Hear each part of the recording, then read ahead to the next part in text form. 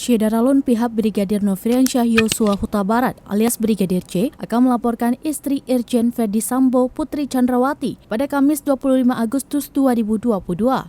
Pengacara keluarga Brigadir C, Kamarudin Simanjuntak menyebut Putri akan dilaporkan terkait dugaan laporan palsu.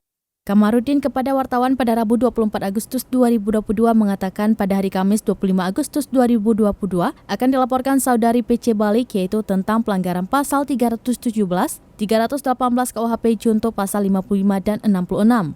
Laporan itu dimaksudkan agar sosok yang mengajari Putri untuk membuat informasi bohong alias hoax diketahui.